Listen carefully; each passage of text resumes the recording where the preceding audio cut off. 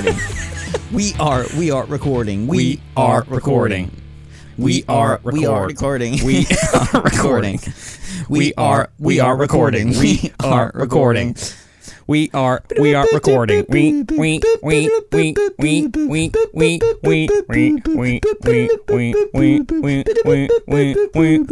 All you Venga Boys fans out there will know that song. The Venga Boys are coming. There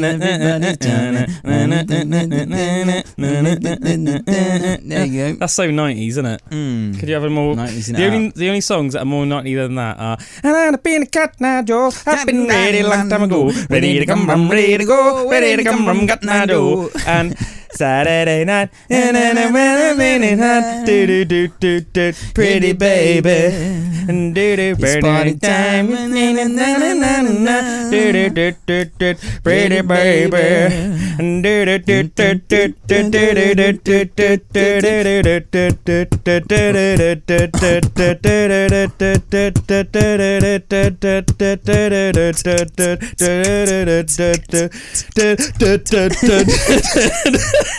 drop. Yes. Yeah. Get the guitar out and everything. Just turn this whole entire Pandora's Box episode into just one massive jam of like 90s tunes. Why not? We have a work experience girl in the studio today. Kira. As well. Kira. So have no fear. Have no fear for Kira. But she's looking now like, what are these guys on? What are they doing? I think it's probably an interesting experience for Kira to be with us for a couple of days. Probably a bit different than everything else she's been doing in the company. Yeah. To be honest. Bit of accounting. Yeah, she's been doing a bit of accounting, been working with this little program called Zero and all that stuff, and then suddenly she's with me in the madhouse in Rupert. And we've played lots of metal tunes yesterday. And yeah, she's just sat there watching us do weird Venga Boys renditions and stuff. But are you happy, Kira? Yeah? Is it all good? That's good. It's all right, she's nodding, everyone. Yeah. I promise. She's nodding. Anyway, you are listening to Pandora's Box, Aspen Waite Radio. I am your host, as always, Mr. Calum Waiter is my name, in fact. Obadiah Pennywhistle. Today, to the right of me, we have to put the bear. He wanders through life without but a care. He comes to and fro with his mighty bow. Ooh. I found my mighty bow the other day. Oh, did you? Your Hungarian recurve bow. And I didn't realise as well. I had some like fiberglass arrows, or I think it's fiberglass, like the material that it's made out of. That is correct, sir. And because I had some wooden ones before, and they all snapped. The ones we had years ago. Yeah, they're far more fragile, aren't they? But I've got some fiberglass ones, but I've never used them yet. So I've restrung my bow. I've never used a fiberglass arrow. No, because I don't think quite sharp on the end. They're like hunting arrows, I think, but. What's like what's the tip like? That's what she said. Like pointed, like a savage, like savagely pointed. Yeah, like if you shot that at someone, it'd go in. yeah, that's what she said. Yeah, because like the practice. Well, I say like practice. I don't know if they're official. I think they are practice ones actually. It's more like the tip is more like I can describe it almost like a handgun bullet. Whereas obviously you can get ones which look lethal, like really this is sharp. Pointed. It's almost like a little divot and then goes into like a really sharp point. Yeah, because you can get ones that are like almost like a triangle, can't you? Like a non-equilateral triangle. What's it called when it's like two sides are the same but then one side's short? Can you remember? You have trisecretes. This is going back now. Do you know what? I haven't thought about this, I don't think, since we would have been like in school. Because there's three types of triangles, isn't there? Yeah. There's equilateral triangle, which is when all the sides are the same. Yeah. Kira knows because she's in school at the moment, so this is fresh on. It's alright, you're not mic'd up. Which one What's it called when it's two sides are the same? Huh? Isosceles. Not to be confused with isosages. Isosages. And what's it called when they're all different lengths? Can you remember? No, just triangle, I think. Yeah, well, they're all triangles, Kira. When they're all different lengths? Yeah, so equilateral is all sides are the same. So you would think your right angle triangle, your stereotypical triangle would be an equilateral one. We are talking about the points of an arrow that we're talking about is isosages. Isosceles. And then, but you could get like a triangle that would be like, say, one side would say be 9 centimeters. Yeah. The bottom would be 4 centimeters. And then the other one would be like 3 centimeters. Yeah.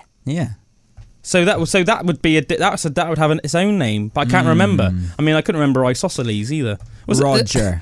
It's called a Rogeries. A scalene triangle. A scalene! Yeah. That's it. I knew it had a name. Thanks, Kira. Nice. You have already contributed to the pod. Yeah, she's a friend of the pod. So Bullwinkle is not here this week. Pull the mic a little bit closer to you, Kira. Mm-hmm. No pressure. It just means that whenever you say scalene or isausages, that we can actually hear you. All right, come on. It's not going to bite. There you go. Thank you. Bullwinkle is in Greece, eating lots of chachik. No, actually, sorry. I apologise to the Greek people out there. That's what the Turkish people call it. They call it in Greece. They call it tzatziki. Tzatziki, delicious. You know, it's like that sort of like the yogurty, minty, cucumbery, garlicky, like mayo-y dip. Good. Oh, actually, is it like mayo? I think they make it with Greek yogurt, actually. Yeah, I think it's yogurt. Yeah, it's like yogurt and mint and garlic and cucumber. Oh, and it is dang good. That with some like fresh bread that's just been baked, like some Greek bread. Oh yeah, baby. Ooh. I have to say that sort of that type of Mediterranean cuisine, that like Greek and Turkish food is it's hard to beat it. What's it like a gyros as well? Like a chicken gyros. They're amazing. Chicken Greek. Gyros. They're like just these amazing like wraps, like chicken wraps, like a Greek kebab. It's just called a chicken gyros. They're so good as well. They're really known for their lamb dishes as well, aren't they? In that sort of part of the Mediterranean, that part of the Med. Many a nice lamb dish. I went. One of my favourite holidays I've ever been on, actually. The last time I went to the Mediterranean, I went to Crete in 2019, and so good. I love the Greek people in general, and I love Greece. As there's probably a lot of people that are long-time listeners know, I'm obviously a big fan of my history, and let's face it, you're hard pressed to beat the history of the Greeks. I mean, to be fair to the Greeks, back when our ancestors would have been sort of like living in little mud huts, chasing deers around the forest with our nadders out. Greeks would have already been there, developing mathematics, beautiful pantheons, science, great philosophy and everything like that. So, fair shout to the Greeks. I really respect that,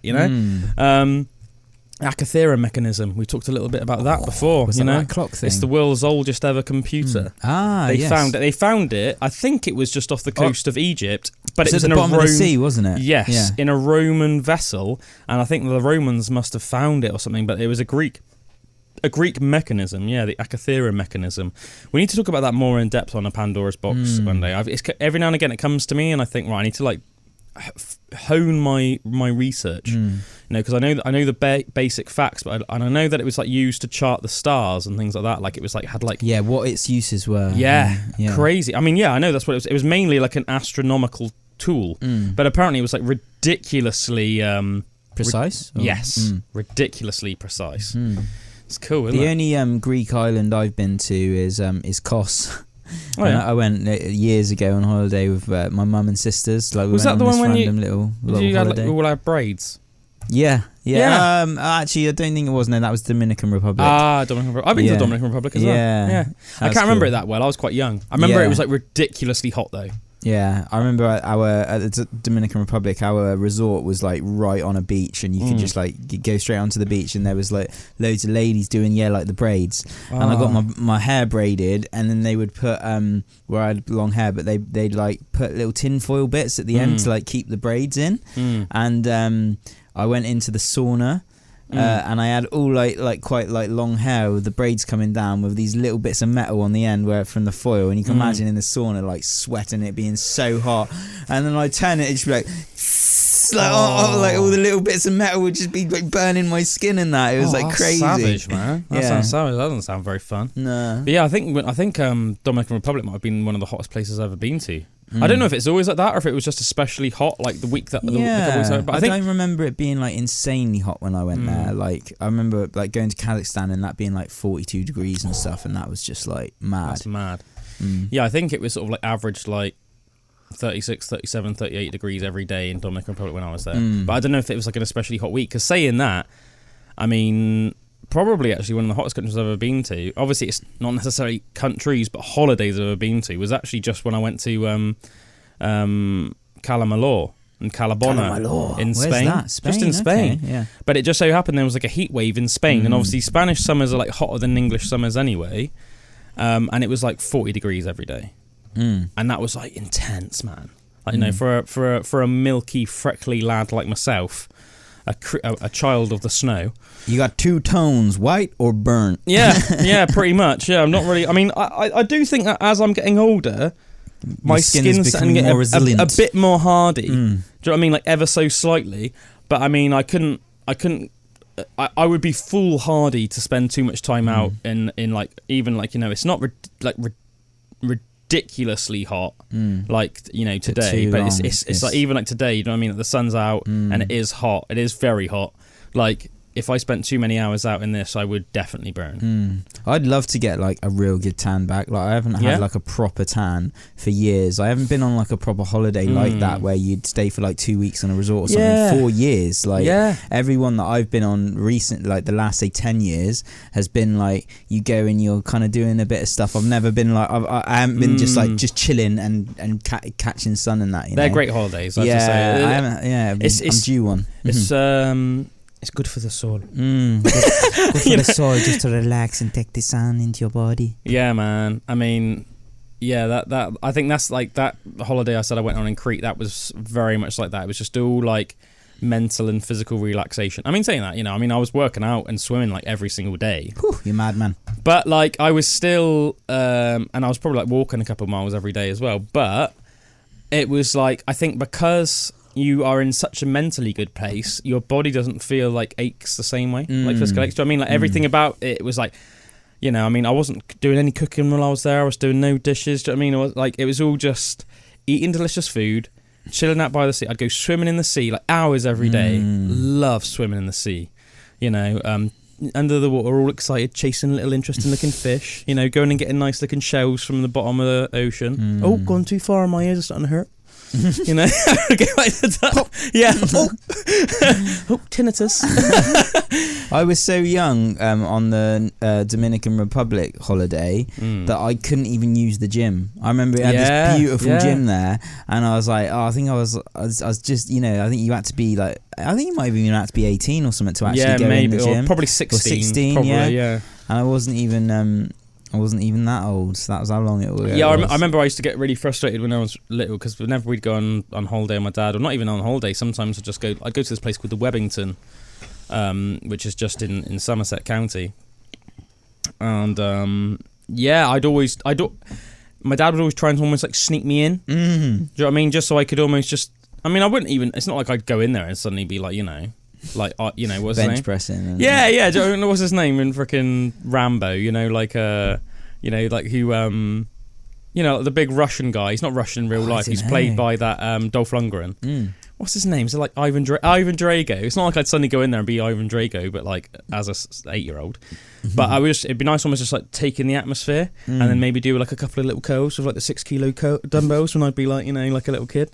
But I do remember sometimes they'd always usher you off. Yeah, come in and like, sorry, kids aren't allowed in here. And then my old man would almost like he was like ignorant. Oh yeah, sorry. And then he'd be like, I'll go swimming pool and I'll catch up with you in a bit, sort of thing.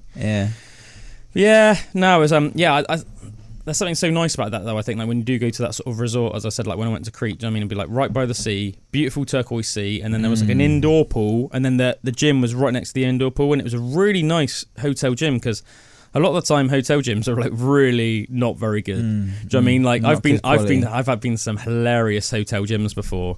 At the end of the day, I think, you know, when you're on holiday, you don't want to be worried about that stuff too much. But at the end of the day, like, because for me, like, it's like something I do, like, I always like sort of like joke, you know, because you actually do sort of like more like traditional like meditation and stuff, and obviously I say to you in the past, like sort of like half joking but half being serious as well, that is sort of like going to the gym for me, that is sort of like my meditation. Totally, man. Or it's sort of like proper going into the body, not thinking too much, but just like getting into the flow. Yeah, it's relaxing the mind, relaxing for me. In that, you know, it's a bit like it's therapeutic for me, the same way, you know, like probably the same way that like almost like playing music is for both of us as well. Yeah. Do you know what I mean? Like it's a genuine hobby, but it's also therapeutic for me. Like it does me good, like physically and mentally, it does me good.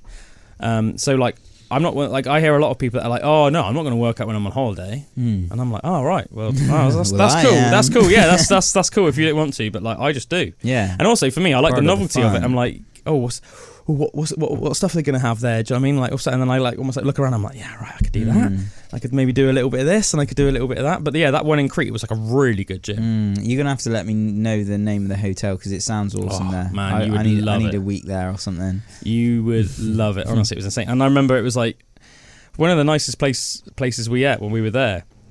Was just in the hotel. There was this one night, and they were just doing they were basically just doing almost like a barbecue on like the terrace. And they had all these like Greek dancers and everything, and all this like live Greek music. Nice. Almost like like traditional Greek music, and with like the dancing and that traditional sort of like old fashioned. They've got a lot of good folky stuff over in Greece. Well, like we were talking about as well. Like your bouzouki. Yeah. So Drew's is a bouzouki. It's like a type of guitar essentially, but it's more like a mandolin, but like a bigger mandolin. And that's a Greek instrument. Same tuning as a mandolin, but a whole octave lower. Yeah. And yeah, that's a Greek instrument. They have a lot of interesting. For anybody that's sort of like played, that's into their computer games, that might have played something like Assassin's Creed Odyssey. Obviously, like all the music in that's all like based sort of on like ancient sort of like like great old Greek folk music. And I used to have a show called the Forest of Glebe, which was like a folk show on Aspen Waite Radio, and I would play like some Greek folk music on that. Sometimes I remember there was this band called Daemonia Nymphae, and I'd play like some good stuff from them, and they would play nothing but traditional Greek instruments, and they'd have like, I think a lot of people aren't aware of this, but because obviously bagpipes are so closely associated with the Scottish, but the Greeks used bagpipes as well. They didn't call them bagpipes, but they had 3 different types of what are essentially bagpipe, and they're all the same. Basically a big sack that can stomach. Yeah, that has like a stomach with air, and then what almost look like sort of like recorders, pipes. Yeah, like pipes coming out of it that then you can go, and yeah. So and I know that the Greeks I think have 3 different types of them, which slightly different sounds. And so did you see that when you were over there? Like, is that how you learnt that, or?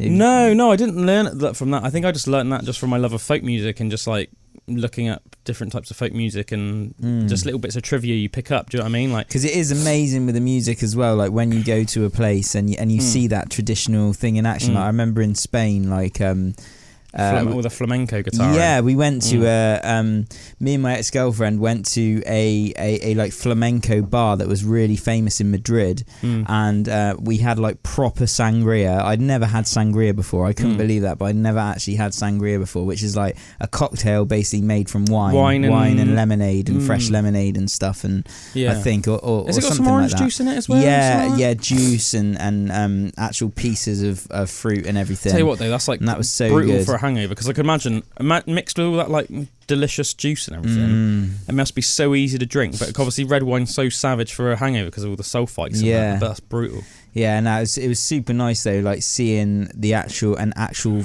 proper flamenco show on stage where the music is mixed so much with the dancing. Like it was like one female dancer, one male dancer that were just going to town, but like the music, they were like vibing off the music so much that they were getting crazier, and they were like, and the musicians were concentrating so much on the dancers that it was like this dance even between them, and it was just beautiful, and I was just like, this is epic. You don't get things like, you only see that in the place, I think that's like a very Mediterranean thing as well. Like I remember that's very much what it was like when I went to Italy.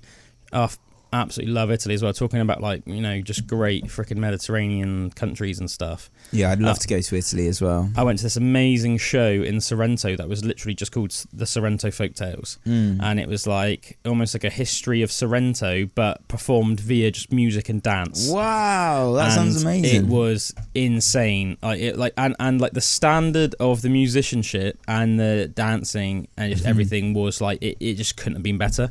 Went and sat in this like a really nice old theatre in Sarrento.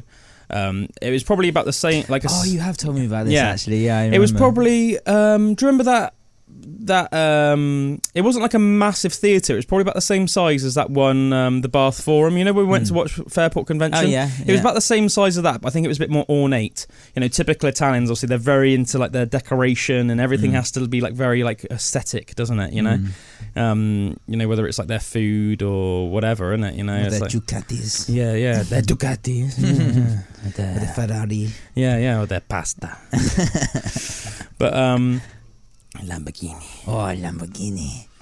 Yeah, I'm going to tell you a little fact actually about Lamborghini and Ferrari in a minute. I was going to say it then, but I want to stay on topic. Italian as well? Nah, German. Ah, German. Oh, German. Yeah. No offense, Germans. But what was it? Oh yeah, Ferrari and Folktales. Yeah, so it was about the same size as Bath Forum. For anybody that's been there.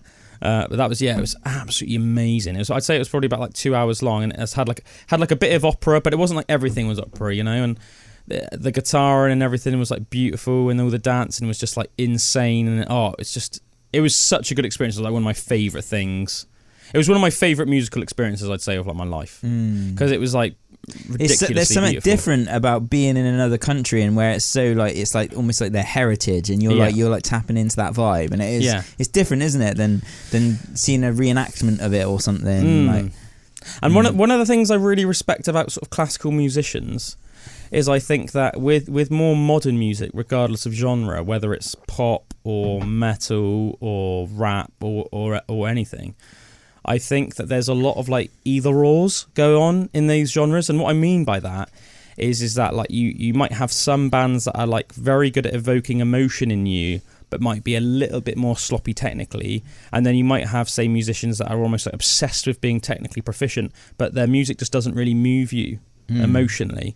But what I feel like, and obviously not all classical music and not all classical musicians, because obviously that's just the way of the nature of things. But I think in general, more there's a marriage of both of those things. Yes, they're not like either or. They're not like extremists either way. They're not like absolute like, well, no, you know, it's either Yngwie Malmsteen or Kurt Cobain. You know what I mean? Or you know, or either lip syncing or you're freaking Jeff Buckley. Yes, do you know what I mean? It's like that sort of music, like when I watched Sarrento Folktales, I was like, man, I had like goosebumps. But like you know, it was like completely moved me. Like there's something about it almost brings tears to your eyes, but at the same time, like it's so technically proficient. There's no like, I think that they would almost like look down on you for almost being like, oh, okay, well I'm moving you, so that means that I it doesn't matter if I make a mistake. They'd be like, no, you're a professional musician. Do you know what I mean? Like, this is what you do for a living. Like, you'd be frowned upon if you were like a mechanic and you fitted a wrong part, wouldn't you? So if you're doing this for a living and you want to get up in front of in a theatre,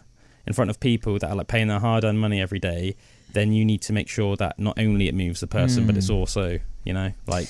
Yeah, and I think with music as well, or especially like performance, when you get to that level...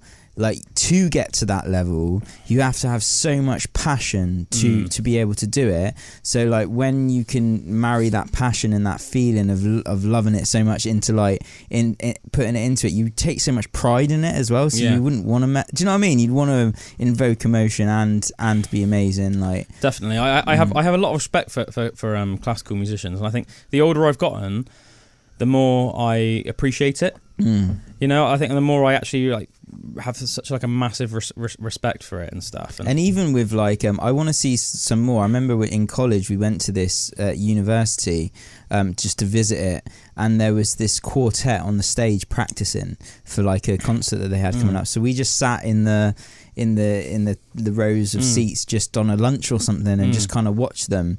And it was like that for me. It was like you were hearing it in this like kind of theatre situation, but they were just practicing. But yeah, it was just so beautiful, and I was like, that's so cool. Like, it's not something that you're surrounded by so much. No. When I was growing up, you know, and just I think when you're little, it's like I think that you need like almost like a certain level of maturity to appreciate something like that. I've got like a little clip of some of the music that I listened to. Like I took a little video while I was at watching Sarrento Folktales, so I'll get it up. Obviously it's not going to be very good phone quality because I'm just going to put my phone up against the microphone here in the studio, but it will just be like so you have an idea. There's two pieces, so listen to this.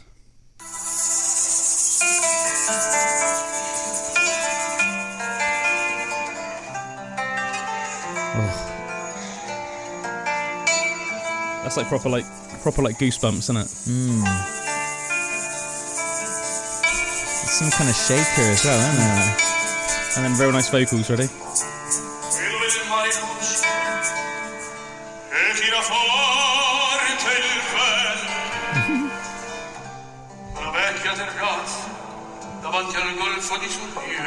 All singing in nice Italian and that as well. It's just cool.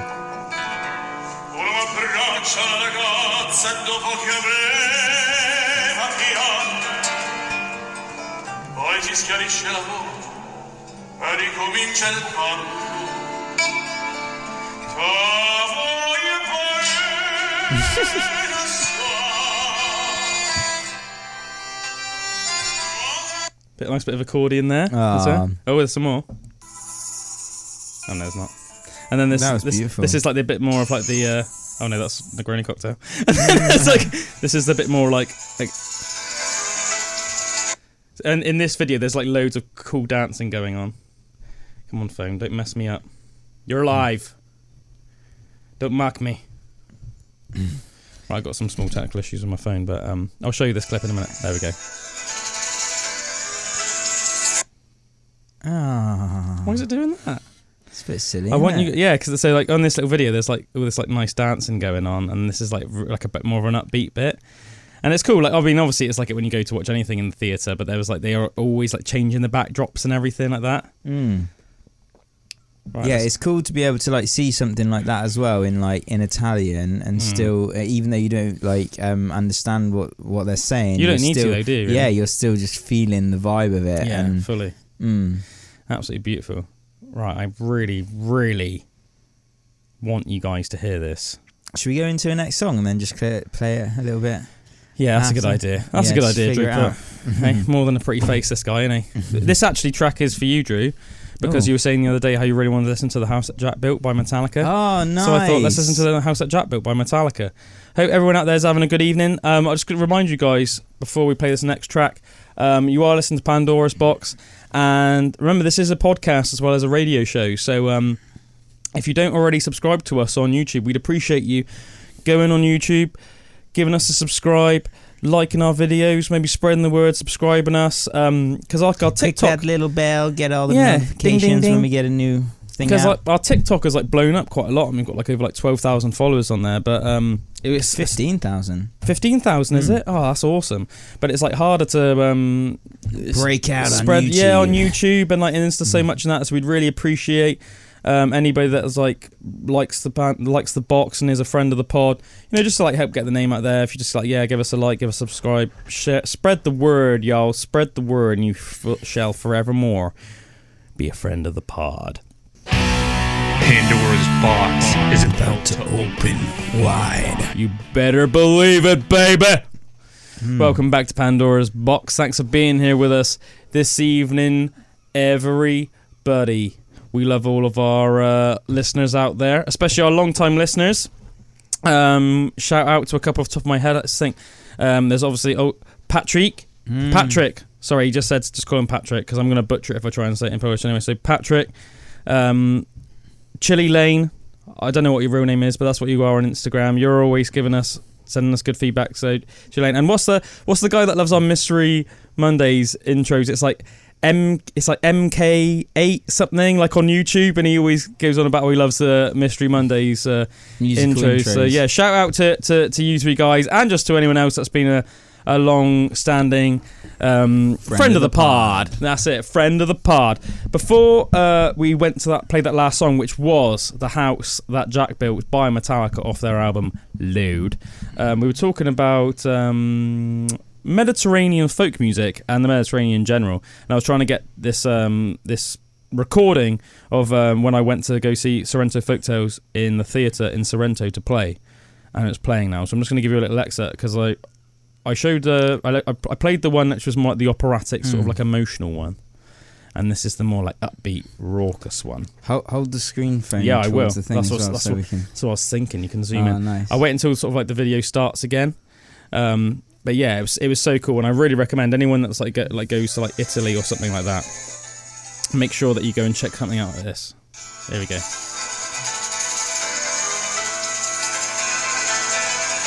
Dancing lady, dancing man. Oh yeah.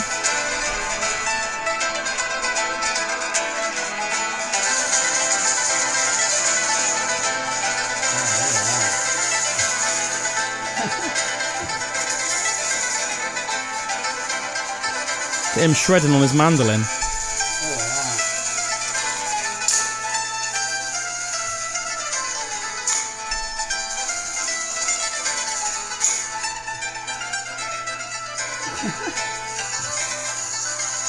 Oh, this is jubilant. Oh, so jubilant. Nice word, Drew. Nice word. There it is. I like that. Yeah, so I just wanted to show you guys that, really. I just basically say how bleeding awesome that was when I went to Sarrento and watched that. But yeah, Greece. Getting back to Greece. I think that food's my favourite. As I said, when I went to Crete, I said that was such a nice... I remember, that night I said that was just in the hotel and they had like the traditional Greek music with like, they had some dancers and they just had like a fat grill outside. And they were cooking it all outside and you would just go up and it was almost like help yourself. And you can imagine how much I loved that because it was all like grilled lamb and grilled chicken. And just so you could literally just go up to the barbecue and get... Oh, you basically took a plate and just kept going up. And then you just go up there and then you'd just be cooking just stuff non-stop. So there'd be like a nice like lamb mint burgers he was cooking, like nice like lamb chops or whatever, and then there'd be like nice delicious chicken, loads of tzatziki, loads of other nice sauces, all salad and that. Heaven. And it's all quite healthy as well, do you know what I mean? Because it's all just like salad and flatbreads. And I remember when I went to Kaz and we went out to this river, but we took a load of ice boxes and we took a load of meat as well. Like they slaughtered a lamb like the night before. The slaughtered lamb. The slaughtered lamb, but it was like super fresh and everything, obviously. Natural. And like marinated all night. So then we went to the river the next day. And the way they did the barbecue was with wood rather than with coals.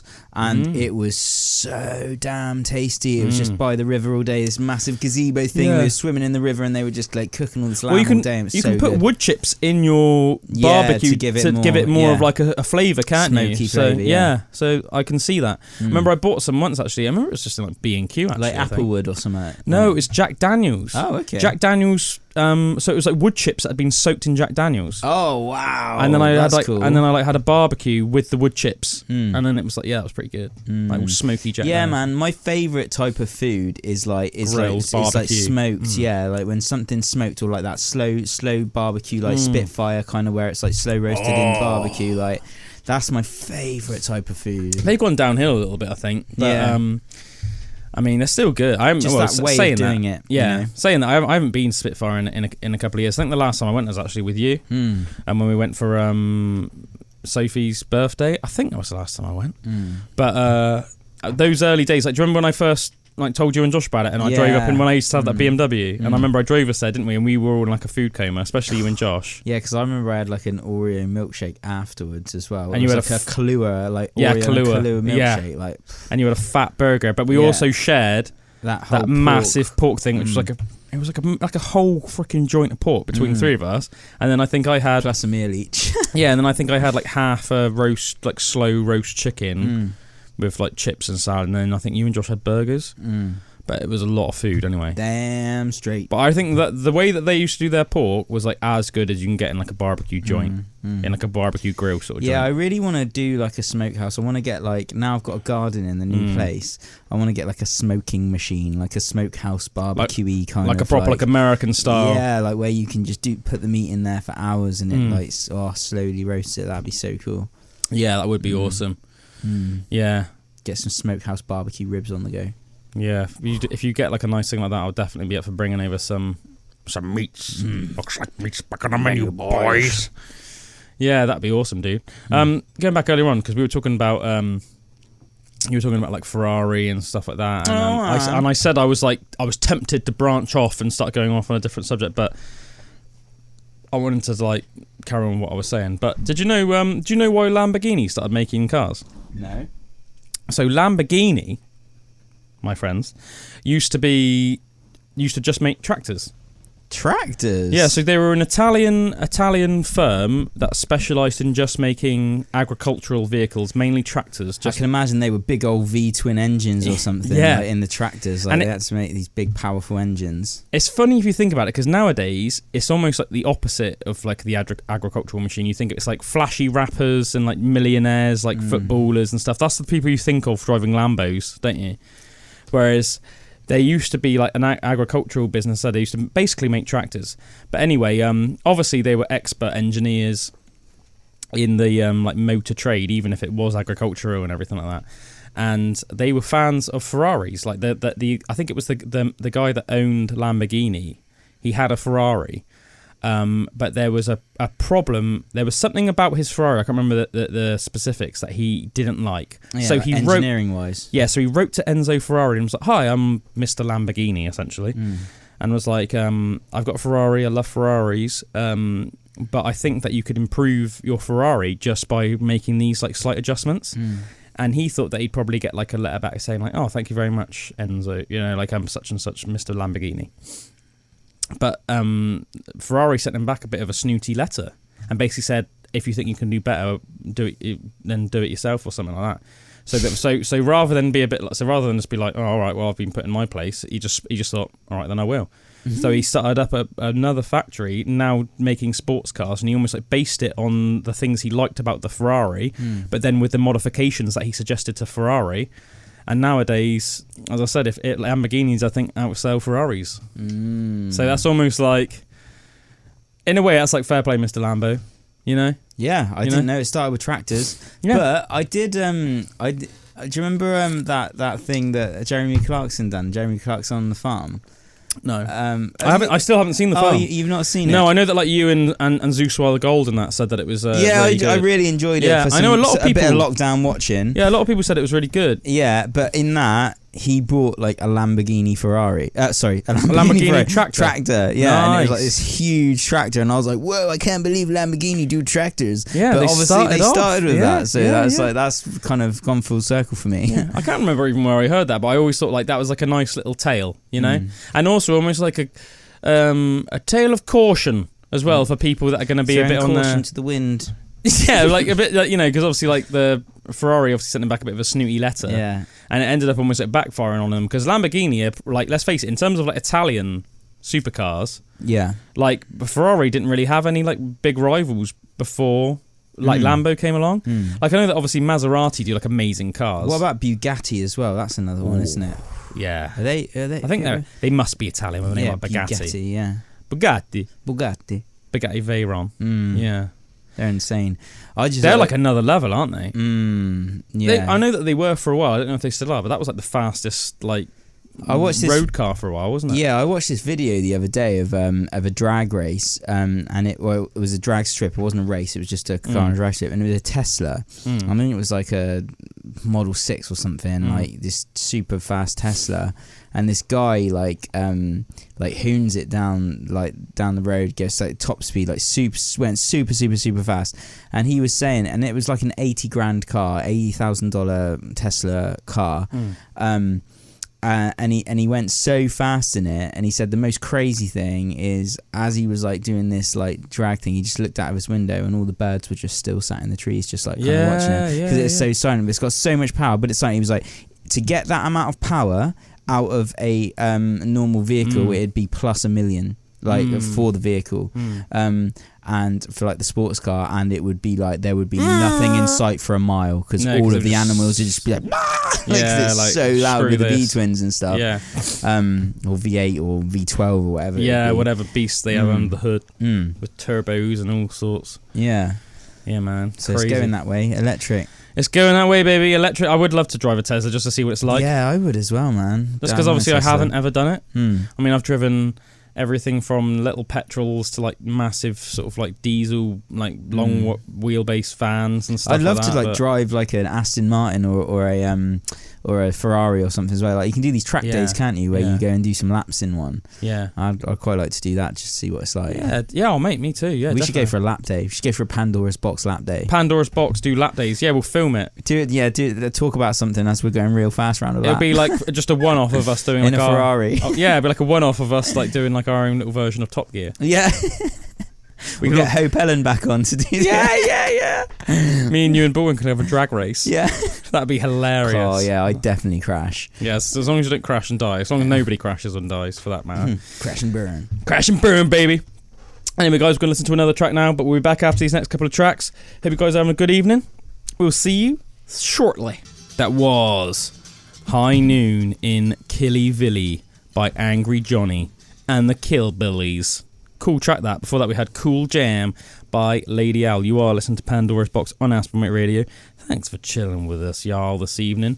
I'm randomly going to play you a little jingle now. It only goes on for 1 minute 20. I just fancied playing it to you, really, because I expect all of the Pandora's Box like fan base and listeners haven't heard it. But this is a jingle that primarily Drew made for this show called Financial Forte, which is on Aspen Waite, with a guy called Sandro Forte, who not only is a very nice chap, but he's also a ridiculously well-respected financial advisor and financial expert. He's done like seminars and talks in Harvard and Yale in America, in places like Cambridge in the UK, some of the top universities in the world, basically.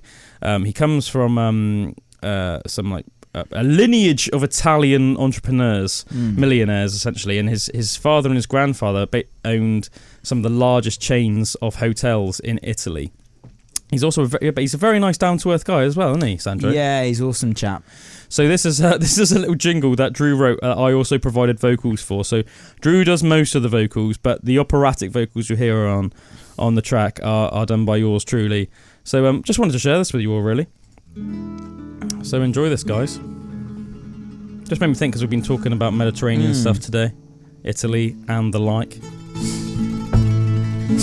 If you need great advice, then you're in the right place. Financial Forte, Financial Forte. Paul and Sandro here for you, and we always can do Financial Forte, Financial Forte. The coins ring, ding-a-ling-a-ling. Great advice we can bring. Financial Forte, Financial Forte. Listen in, ding-a-ling-a-low, to our radio show. Financial Forte, Financial Forte. If you want money tips, hear the words from our lips. Financial Forte, Financial Forte. We've been advising for years, Paul and Sandro are here. Financial Forte, Financial Forte. The coins ring, ding-a-ling-a-ling. Great advice we can bring. Financial Forte, Financial Forte. Listen in, ding-a-ling-a-low, to our radio show. Financial Forte, Financial Forte. Yeah, so welcome back, everyone. That was just like a nice little 1 minute and 22 seconds of the Financial Forte jingle. As I said, Sandro's a cool guy, and if you on a serious note, if you actually want some awesome financial advice, which I think everyone can do with, really. I mean, I'm not like a naturally business-minded guy. I'm more of like a wacky idea, sort of creative, strange fellow. But I mean, it's good to listen to that. You know, I mean, it helps you out in life. But when you're an adult, whether you like it or not, it helps you. You have to think about those kind of things every now and again. And what Sandro always says as well is, we have like the death tax, which is like 40% on inheritance tax. Yeah, in the UK, yeah. And he says that is the only like what's it called? What's the word? Voluntary tax. And like, I know that sounds weird, but he is like, if you have correct financial planning, right, yeah, you will never have to pay that, because there's ways of setting things up. But a lot of people don't do it. But it's because of ignorance, and I don't mean that in a rude way. But it's like, so important. Like, you could not pay 40%. You could like on. And let's face it, most people's. As you're walking around day to day, you're not probably thinking, right, if I got hit by a bus now, unfortunately, and died, what would happen with my finances? Because you'd be more thinking, oh, well, I'm dead, so that sucks. But it is important. Yeah, totally. Because at the end of the day, most people do have either family or close friends or somebody that they would want to leave their possessions to, their possessions and their money to, and you want to make sure that you're not leaving them a load of taxes.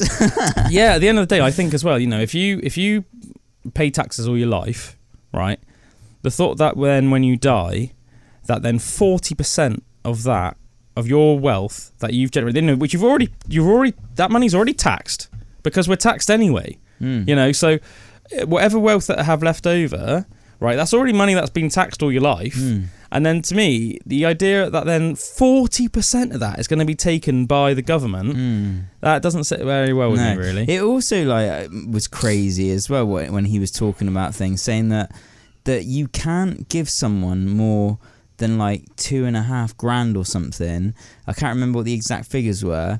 Like gifting just money to someone without them like paying tax on it as well. Like past that, then like officially they should be like paying tax on that money and stuff for you. And that's just so things weird. Like that. So if I want to give you like 20 grand, just as a mate, you know, then you're like if you're not actually allowed to do that, without like if it you being taxed. That's so like ridiculous. It is absolutely ridiculous. Yeah, I mean, it really rubs me up the wrong way as somebody that has a child. Like the idea that, say, as I said, if I died for whatever reason today, the idea that like the government, I was essentially almost like see it as like theft. The idea that almost like the government would like steal 40% of that rather than my daughter having that, that winds me up. I will curse you from beyond the grave. Do you know what I mean? I mean, it's not like the government would be poor without it. Let's face it, a lot of the reason why, regardless of what political affiliation you have, like a lot of the reason why people have problems with the government is because tax money isn't being used efficiently. And to be honest, it's you know, it's like everyone pays a lot of tax. You know, everything. You know, I mean, unfortunately, yeah. Well, most people do. Do you know what I mean? And if you don't, then you're probably going to get caught eventually. But you know, it's like, you know, if you have a car, you know, you pay road tax. You know, it's like, you know, you pay council tax. You know what I mean? It's like everyone pays tax. So, yeah, it's just annoying, really. But yeah, so someone like Sandro Forte, getting back to the original point, cool guy. He has a show once a month on Aspen Waite Radio called Financial Forte. When is it? Type it into YouTube as well. It's a Tuesday, and you can isn't see it? them. It's probably better to watch them. Yeah, they broadcast on a Wednesday, and it's the first Wednesday of every month. First Wednesday of every month. Financial Forte, and you can watch it on YouTube as well. Is that just on the Aspen Waite Radio YouTube? It is, yes. And just put Financial Forte into... Yeah, Financial Forte. Yeah. Financial Forte. Yeah, and on another note, if you'd like a jingle, hit us up, because we do that as a paid service. So yeah, we do that as a... Yeah, I mean, that's a... Yeah, because we don't usually normally talk about stuff like that. But yeah, me and Drew are happy to write a jingle for anybody. We do, as I said, we provide that as a service. So if anybody's got like a business out there or starting a business, it doesn't have to be a business. Anything basically that you would want a jingle want for. us to make you a song, we'll do that for you, and a video as well. You know, or you know, if you're a band maybe, and for anybody out there that's seen our Negroni cocktail jingle that we did for our friends that broke the Guinness World Record for the world's largest ever Negroni cocktail. Obviously, we did like a little video for that and things like that. And we also did one back in Christmas when we did Jingle Balls, The Tale of Jamie O'Malley.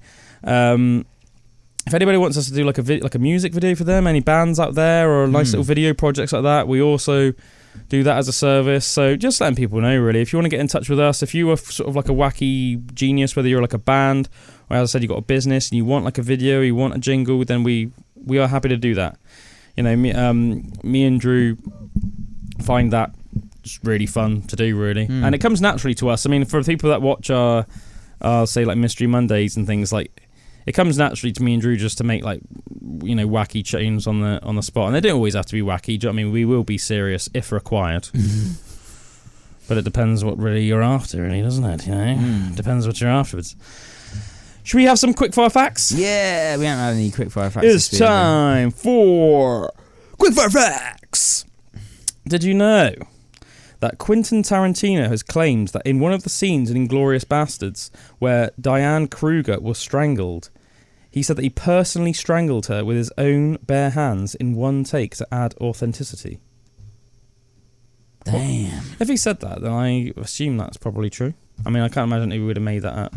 because he'd probably just look silly then if Diane Kruger was like... I hear a lot about stuff like that with like Quentin Tarantino films. Like a lot of crazy stuff happens off the cuff. Oh, I heard a brutal fact, actually. I can't remember if I told you this. For anybody out there that's seen The Hateful Eight, you might remember a scene where I think it's Kurt Russell's character smashes a guitar against a wooden post in the cabin. The majority of the movie is based in this one big cabin, isn't it? Because they're escaping the elements, essentially. There's a massive snowstorm, isn't there? And it's almost like a murder mystery, isn't it? Like a murder mystery sort of style like movie. It's a really good movie. I really enjoyed it. But there's a scene, where the lady who is basically being held captive by the bounty hunter that's played by Kurt Russell, she is playing the guitar and she's singing a song. It's a really nice old song. It's actually a genuine old folk song, and it was written around the times when the Europeans were starting to settle in America. And apparently, that's another cool piece of trivia, actually. The actress, I can't remember her name, it's just like... I'll have to look it up in a minute. It's like Janet Lee something or something along that lines. Jason Lee something, I don't know. Anyway, that actress, she actually played in the guitar and sang it. So it's not like, do you know what I mean? So I thought that was a nice little, a cool little thing. To be fair to the actress, because it sounds really nice when she does it as well in the movie. But anyway, Martin Guitars, the manufacturers, Jennifer Jason Lee, that's the actress that did it.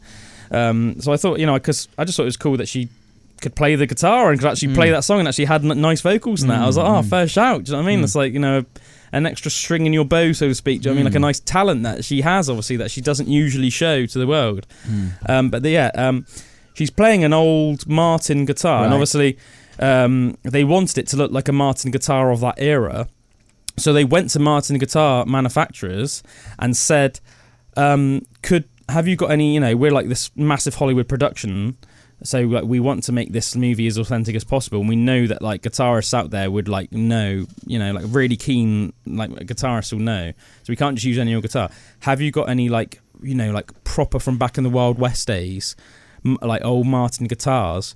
Because Martin guitars, they were like the first steel string guitars, weren't they? Like full stop. Before Taylor, before like Gibson, anything like that, they were like the original daddies. And they had one in their museum, like all behind plexiglass and everything like that. And they were like, yeah, you can use it. Obviously, you have to be gentle with it. Obviously, don't roughhouse it. So, like on the set, they made like 10 copies, like almost like identical copies of this Martin guitar. But they thought that the scenes where she's playing them, that you would use the original Martin guitar, and then the scene where Kurt Russell smashes the guitar, they would obviously use the prop. But Kurt Russell's not a musician, hadn't really taken the information properly, and it was the first take of it, and they obviously thought it might take several takes. But literally, she nailed like the scene. It was like a really good scene, and it was a really good take, and she was playing it, and Kurt Russell just wasn't thinking and picked up the guitar, the actual like original like several 100-year-old Martin guitar. Smashed it across the. It was like an 150-year-old Martin guitar, the original, one of the only ones from sort of like the like the 1870s or 1880s, whenever it was, that was like still around, and he just smashed it to pieces. So the set, so the set had to pay Martin damages, and after that, apparently Martin just released a statement that said like never again are they going to agree under any circumstances to like loan out any of their guitars for that sort of services. So Martin are never going to lend any like instruments to like movie scenes or anything ever again. But apparently it happened on scene, and like nobody could like do anything because it was like mid scene. And as soon as they like cut, because it was like an amazing scene, but then apparently the moment Kurt Russell did it, just like everybody on set behind the camera was just like, yeah. And then he just carried on with the scene, obviously, and then finished it. And then they would cut, and they were like, yeah, that was a great take, but you just smashed up a guitar that's worth like $60,000 or something like that. Yeah, it would like, probably even been more than that. Yeah, probably. I don't know how much it was, Crazy. But in fact, I might even look it up, like how much was the guitar that was like smashed. But I just remember thinking like, oh my god, that is savage. What's that other like? Kurt Russell, Martin guitar. Yeah, literally someone's already put that in. For the making of the Hateful Eight, Martin Guitar Museum loaned a priceless, they've literally put it down as a priceless 145-year-old guitar as a prop for the film. However, that guitar never made it out of that set in one piece. The script actually involved Kurt Russell smashing the replica of the same guitar, which was specifically made for that scene. But yeah, he picked up the actual one, and apparently Jennifer Jason Leigh, the actress, it says here, as a guitarist herself and as a fan, it said that she was like heartbroken on the set because she was like one of the only people on the set that almost like appreciated the value, and she played it. Yeah, she was like playing it and almost like thinking like, oh, this is like an amazing opportunity to even be able to play this. And then she was like, and apparently they say the only benefit they have on it that they have is apparently there's like an insanely sincere look of absolute shock on her face when Kurt Russell smashes the guitar in the film. But that's because whoop-de-doo. That's because in her head she was like, Russell, you've just smashed this like priceless Martin guitar. That's crazy, isn't it? Man, that's so bad.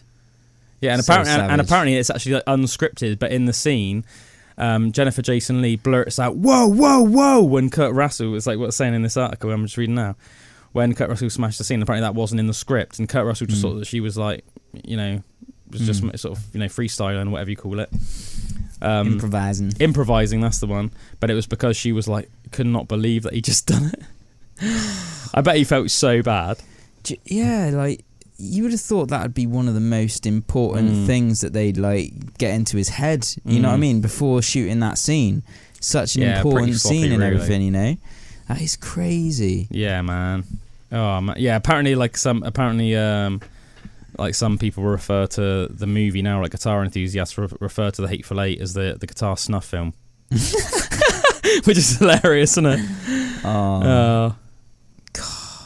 I wonder how much they paid. Yeah, the guitar... Priceless. Yeah, it was made in the early 1860s, that Martin guitar.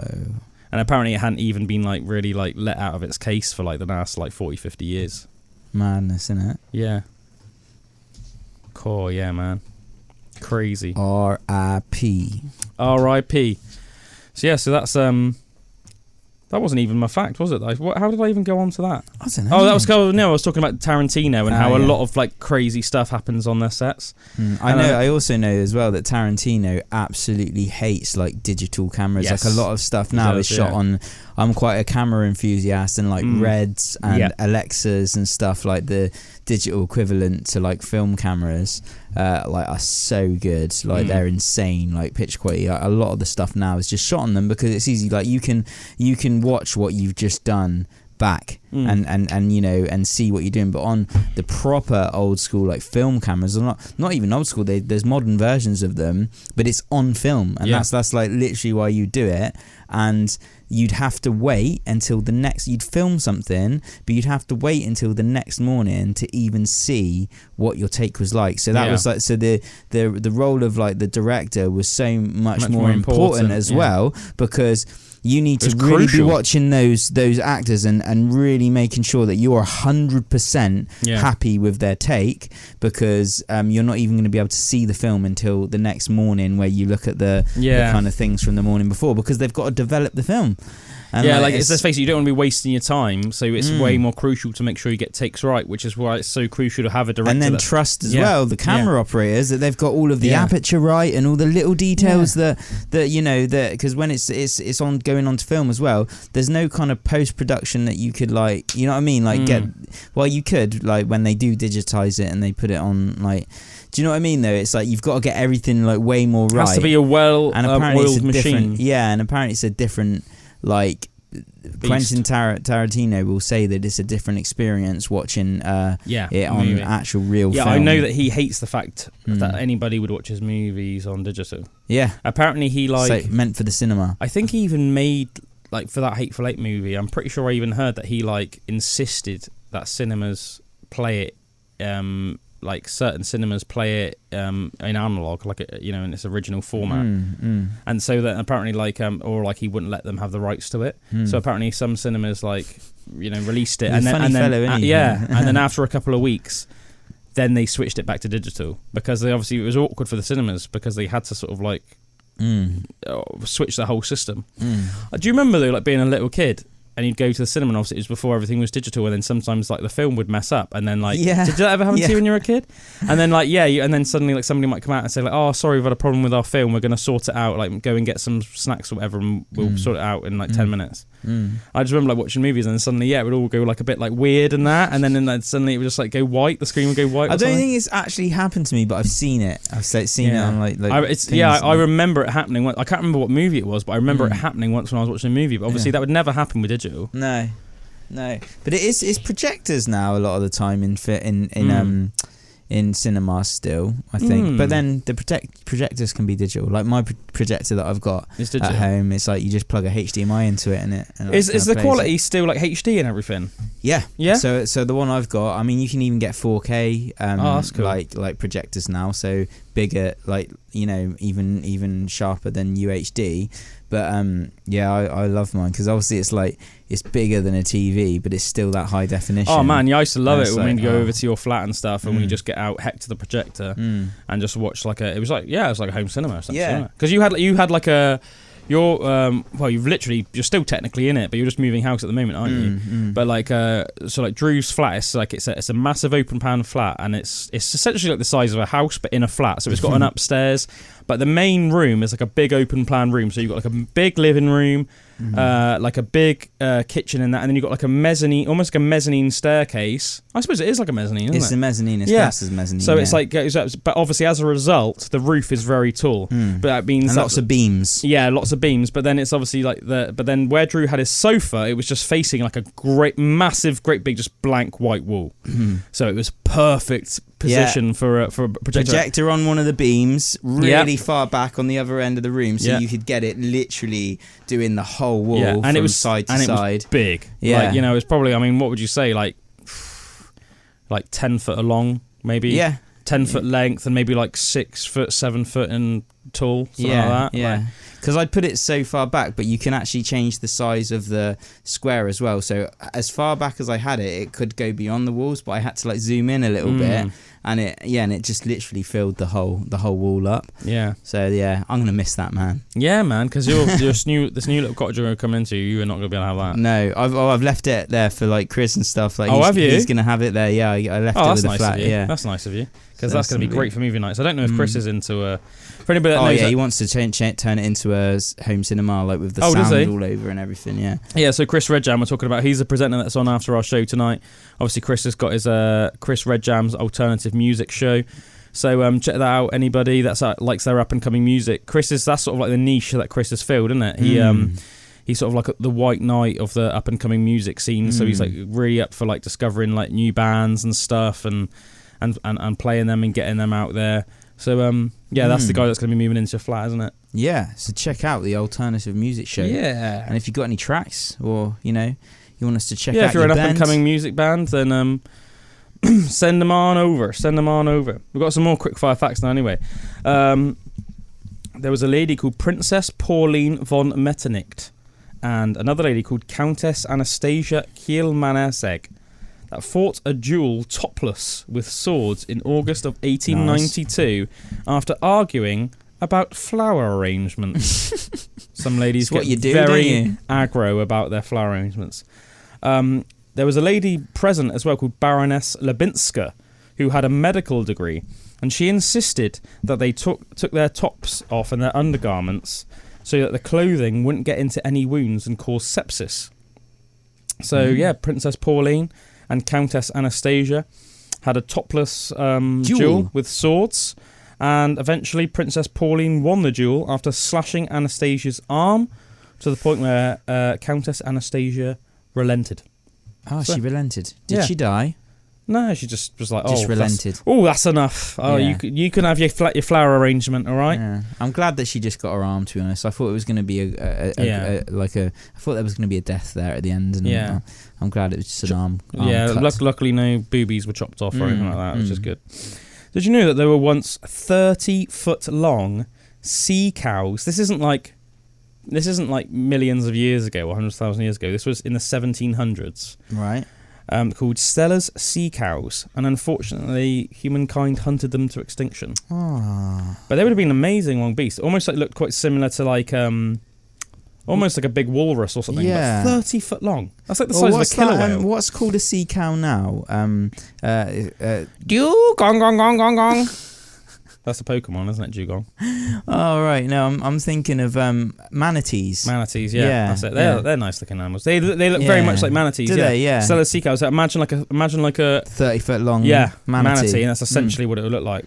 Apparently, one of the reasons that they were hunted to extinction because they were so placid and almost like peaceful in nature, they would just almost like come up to the boats.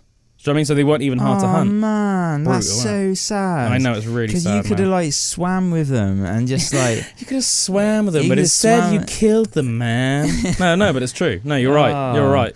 One of the most funnest things I've ever done was when I went swimming with dolphins, and just like, and they were. Did they try and hump you? Nah, they just like they were just loving it, and the way that dolphins like, what are they with their mouths, their beaks, they're like. Their mouths, like they look like they're smiling, don't they? They're vocal, yeah, and they're just like, and it just came over to you, and you like would swim next to you, and you grab its fin, and it just like take you through the water and that, and I was like, that's so cool, man. Yeah, that's so cool. I'd love to go swimming with actual like wild dolphins. Oh yeah, or cool. Like whales. And to think that there was some like big sea cows that are a bit more placid and a bit slow, so I could have just paddled with them. Yeah, and just almost like hugged it and just like, and just kind of through the water. Yeah, that'd have been cool, wouldn't it? There was a man called Andrew Myrick who was a storekeeper, a shop owner in a Minnesota Native American reservation back in the day, and he fell on the wrong side of Native Americans after telling them that if they were hungry, they should just eat some grass. Basically, there was a little bit of a food shortage at the time. The Native Americans were kicking off about it. Andrew Merrick very rudely was like, if you're hungry, he was being a bit racist. He was essentially saying, like us whites need the food. If you're hungry, eat the grass. Yeah, just go and eat grass. He was found dead on the first day of the Dakota War of 1862 when they found him. He had lots of grass stuffed in his mouth. A warning there. A warning to anybody that should be so rude. Because essentially that was why he was killed, And then they just shoved, as in like, you eat some grass, mate. No, he's eating the grass. Yeah. He's eating the grass, geezer. No, he's eating the grass, Andrew. Right? In 2014, a man was fined $48,000 by the FCC, that's Federal Communications Company or something like that. Yeah, committee, that's it. For using a cell phone jammer every day on his commute to and from work because he couldn't stand motorists and people around him using their phones. Just used to really wind him up. But then he was finally caught one day, and he was fined £48,000. Well, he was just kind of doing a service to humanity, really, wasn't he? Like, you do, if you use your phone in your car, you're not concentrating on the road. That's it. Causing accidents. Yeah. Yeah, fair shout, really, fair shout.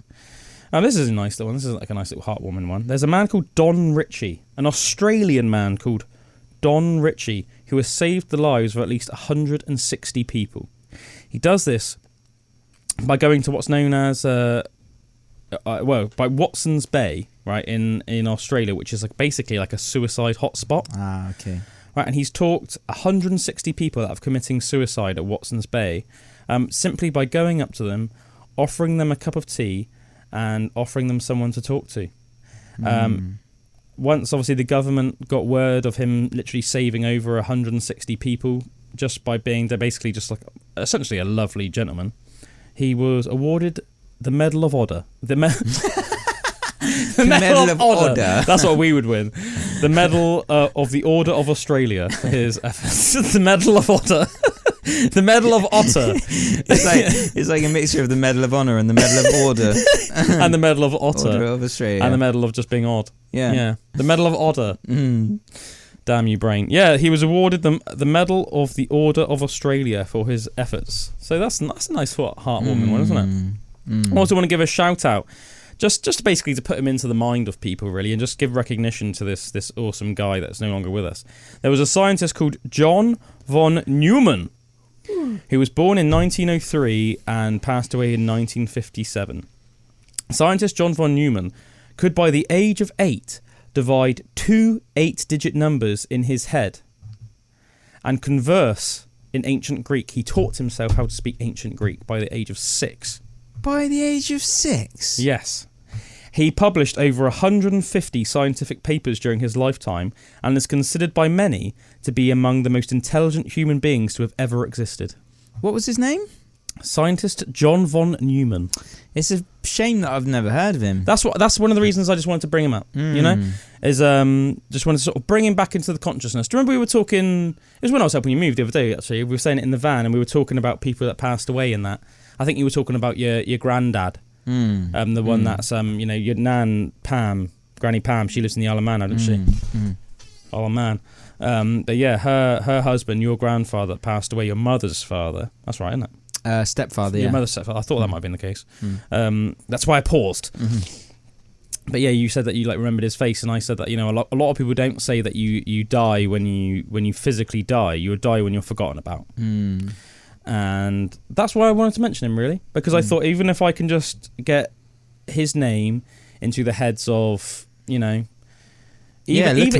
the scientific papers. Even just one person, even if it's just you. Do you know what I mean? Then that's awesome. Do you know what I mean? So for everybody that's listening to Pandora's Box, and then hopefully you might tell somebody else as like a nice little interesting fact or whatever. So it's just a nice bit of recognition for obviously a great man, and a truly impressive man.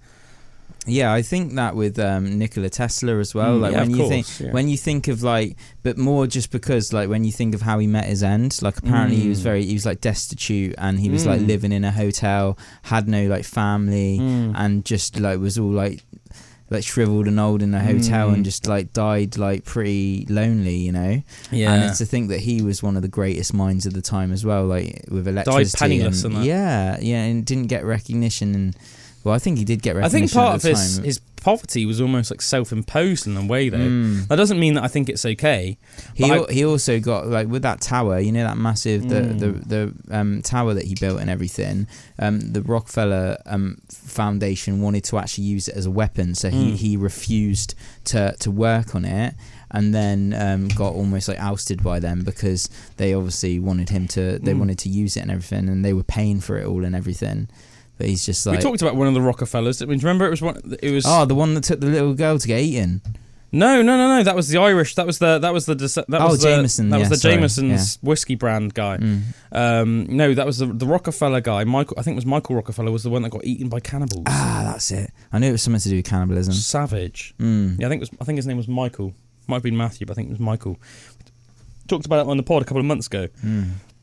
But yeah, anyway, scientist John von Neumann. You will live on in eternity as a friend of the pod. You are a friend of the pod. What else have I got a few here? This is just a nice little quirky one, really. There's an Italian restaurant in New York called the Enoteca Maria, and they don't employ any chefs. They employ grandmothers. Oh, nice. I mean, to be fair, you could say that the grandmothers are the chefs, but every day a different grandma from around the world comes in and designs and cooks her own menu. Whoa, that's cool. Because in Italian culture, ain't nothing like grandma's cooking. In Italian culture, your mama and your grandma, not the biz, mama and grandma's cooking, eh?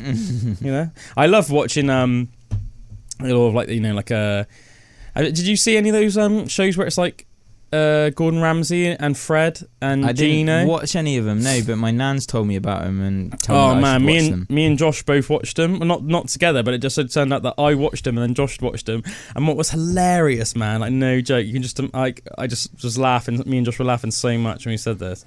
Apparently, me and Em said when we were watching them that they were Em even said, she was oh my god, she was this is if you and Josh and Drew went on holiday something, and she was Gino's Drew and Josh is Fred and you're Gordon, and then me and Josh were talking about it, and we were talking about how good it was, because it was they'd all gone around Greece and everything. Oh, wow. It was that's my favourite one was when they went to Greece, and they were obviously all going all around Greece, and they were cooking all these different Greek dishes and that, and And then I was talking about it, and apparently like Claire and Joyce did exactly the same thing. They were literally like, "Oh my god!" It's like if like Gino was wearing some hilarious stuff and that. Like they went like scuba diving, but like Fred and Gordon were just wearing like normal black ones, and then Gino had this. It was like, I think it was like pink, but then it had all these like weird patterns on and that, and it was like, you know, and Gordon was like, Gino, what are you wearing? It's just like so funny. Oh man, I gotta watch them. And they went to like where the original like Olympic Games took place, and they had like a little race around the track, and like Gordon wore like a weight vest and stuff like that, and Gino was just proper messing around and everything. It was just proper comical, dude. But it was like it was a great. It's a great show. Yeah, I have to watch that. You should watch it. Make sure you watch the Greek one because that's awesome. Make sure you watch the Greek one. So good. But yeah, it was really funny. This is a mental fact. This lady was loco. Oh, no? Loco. There was a Japanese prostitute named Sada Aba that killed her lover after erotically asphyxiating him repeatedly until he eventually died. She then cut off his penis and testicles and then committed necrophilia with his severed schlong. After this, she went to jail where she wrote a book. When she left jail, she became an actor and then eventually joined a nunnery. That's a weird mixture of things, isn't it? It's a weird mixture of things, that is. Yeah. I think this next one is almost like a somber tale. Almost like, it's a bit sad in a way, because it's like, it's almost like what happens after you achieve the greatest goal in your life. And it almost is like a somber tale, I think, and a sad one in a way. And I think it's almost like a good thing to remember that actually maybe your ambitions aren't the be-all and end-all of your life. It's more like necessarily like the communications you make, do you know what I mean, your attachments, the people you love, and also like just the simple things in life that make you happy. But basically, it's shortly after returning from the moon, Buzz Aldrin had obviously achieved one of the greatest feats in humankind. You know, he was one of the first ever men, you know, along with Neil Armstrong and that, to go to the moon. It's like amazing feat in history. Like his name will be remembered for as long as human civilization exists. You know, because to be one of the first people that ever went to the moon is just insane, isn't it? Do you know what I mean? You're never going to forget that. How you going to top that? He's going to be remembered the same way. First person on Mars. Yeah. But he's going to be remembered the same way that we all remember who Alexander the Great is, or Genghis Khan, or Julius Caesar, because it's just you can't not, you know, in 1,000 years' time, people will know, like, that was the first, these were the first guys that went to the moon. It was the first. But anyway, sadly, when he came back, he just really savagely fell into alcoholism and depression, like savage depression. And he said he wanted to resume his duties, but there were no duties to resume. So he had no goal in life, no sense of calling, and no project worth pouring himself and his soul into. So he just spent years really depressed and became a savage alcoholic. That's brutal, isn't it? Yeah, that's terrible. To achieve such an amazing thing, but almost like the end result to be depression. That's just savage, isn't it? I had a thought about this the other day, and like about getting older and growing up, and obviously when you're younger, you've got like this vitality like of life, and the grass is always going to be greener. When I grow up, when I get older, and all of this stuff. Yeah, 100%, man. I got this new fear that like comes up. Which is this new fear? Which is like, you know, is basically that is getting older, like, but like living more years, but almost like getting dumber or something.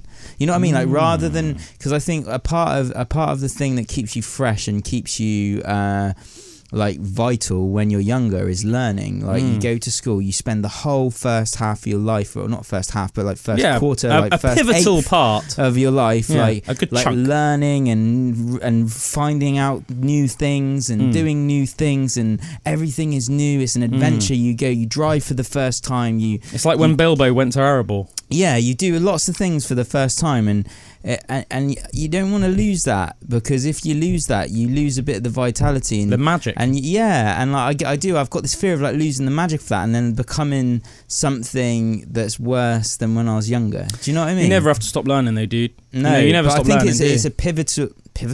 It's very important to do that. It's pivotal. Yeah. It's pivotal. It's very important, man. Yeah.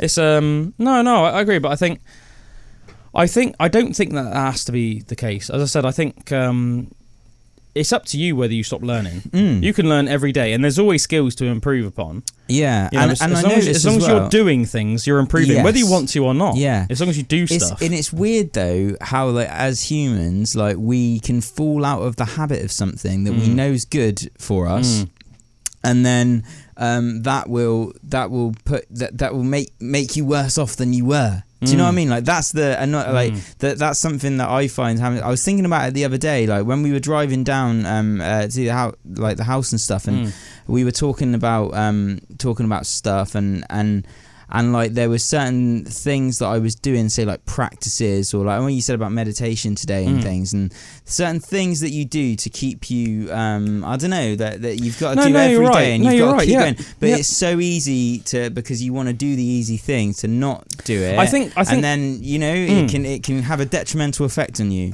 I think for me the most important thing is, and it sounds almost like funny at the start, but I really am being serious, like is not to be gluttonous.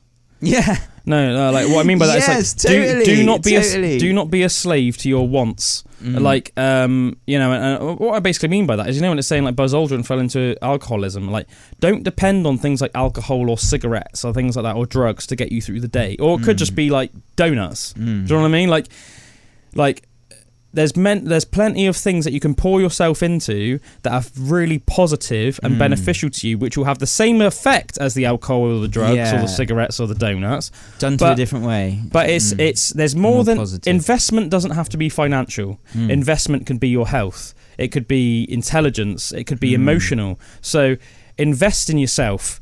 A workout today is an investment in my health 10 years down the line. Workout so you can 10 be years for Calum in 10 years. Investment, and I'll be helpful to my family. If somebody I know is moving house or needs something, I'm useful. Do you know what I mean? Because I've invested in myself physically, so I can do things easily physically.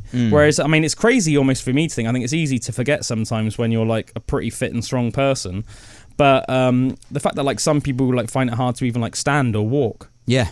I mean, I mean, obviously it's not their fault, but then it's like, you know, if push comes to shove, then you're not going to be useful in certain situations. And obviously I'm not, you know, it's nothing against people that can, because most of the time it's people haven't done that to themselves. But I'm just saying, you want, you know, just whether it's, and this is just a small example, but whether it's keeping yourself physically fit or making sure that you're in an emotionally good state, or just like learning, pick up a hobby. It could be an instrument, it could be art, it could be researching philosophy or getting into science, or it could be anything, man. Take up sewing. You know what I mean? Like, you know, start gardening, getting into gardening. You know, it could be anything. You know, but it's I think things like that, like little investments in yourself that will make you happy in the long run. Yes. Yeah, and no one's ever gonna know. They could seem hard at the time to try and do something. Yeah, but choosing the easy way sometimes will leave you in a worse state than making that little effort of doing it. That's an investment in yourself for the future. You know. And I think one of the maybe some people, super academic people, one of the biggest frustrations in life might be that regardless of how much you research and learn, you're never going to know anything. But it's also one of the most almost calming things to know. Yeah, because you'll never run out of stuff to learn. You're never gonna, you know, you're like what you were saying originally was your fear. Yeah, it's almost like realizing that doesn't have to ever be the case. No, just by making certain choices. You could make it your life task to try and find out everything, and that would never happen. Yeah, even if we lived to be 10,000 years old, it would never happen. So the universe is ever expanding, ever changing. Yeah. Exactly. On that note, we've come to the end of another Pandora's Box. That was a nice little philosophical one, I thought, today. It's nice just having a bit more, you know, a nice chat and everything like that. So thanks to everyone that's been chilling with us this evening. You are all a friend of the pod. Have a great week, and we will see you next time on Dragon Ball Z. No, Pandora's Box. Cheers, guys. Have a good one.